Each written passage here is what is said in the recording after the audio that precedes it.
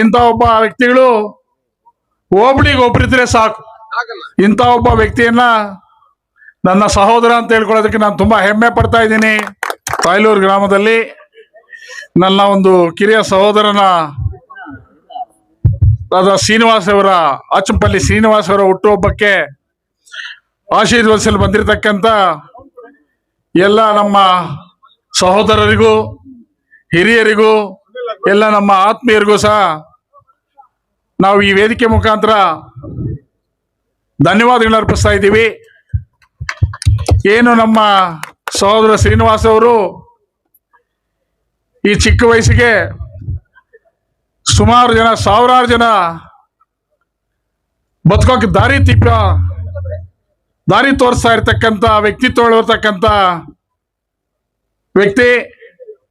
ಇಂಥ ಒಬ್ಬ ವ್ಯಕ್ತಿಯನ್ನ ನನ್ನ ಸಹೋದರ ಅಂತ ಹೇಳ್ಕೊಳ್ಳೋದಕ್ಕೆ ನಾನು ತುಂಬಾ ಹೆಮ್ಮೆ ಪಡ್ತಾ ಇದ್ದೀನಿ.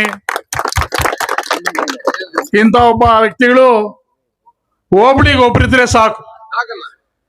ಅನೇಕ ಜನ ಮನೆಗಳಲ್ಲಿ ದೀಪ ಒಂದು ಬೆಳೆಸುವಂತ ಕೆಲಸ ಮಾಡ್ತಾರೆ.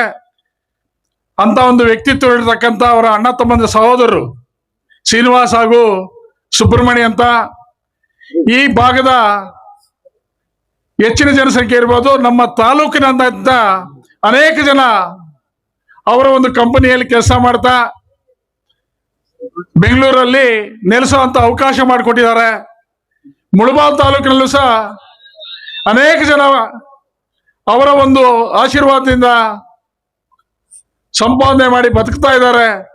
ಅವರೆಲ್ಲರ ಆಶೀರ್ವಾದ ಸಹ ಅವರ ಕುಟುಂಬದ ಮೇಲೆ ಇರಲಿ ಅಂತ ಈ ಭಾಗದ ಹಾಗೂ ತಾಲೂಕಿನ ಎಲ್ಲ ಜನತೆ ಆ ಕುಟುಂಬವನ್ನ ಆಶೀರ್ವದಿಸ್ಬೇಕಂತೇಳಿ ಈ ವೇದಿಕೆ ಮುಖಾಂತರ ನಾನು ಕೋರ್ಕೊಳ್ತಾ ಈ ಕಾರ್ಯಕ್ರಮಕ್ಕೆ ಆಗಮಿಸಿ ಅವನ್ನ ಆಶೀರ್ವದಿಸ್ತಕ್ಕಂಥ ಎಲ್ಲ ನನ್ನ ಸಹೋದರಿಗೂ ಸಹ ನಾನು ವಂದಿಸ್ತಾ ಈ 4 ಮಾತುಗಳನ್ನು ಮುಗಿಸ್ತಾ ಇದ್ದೀನಿ.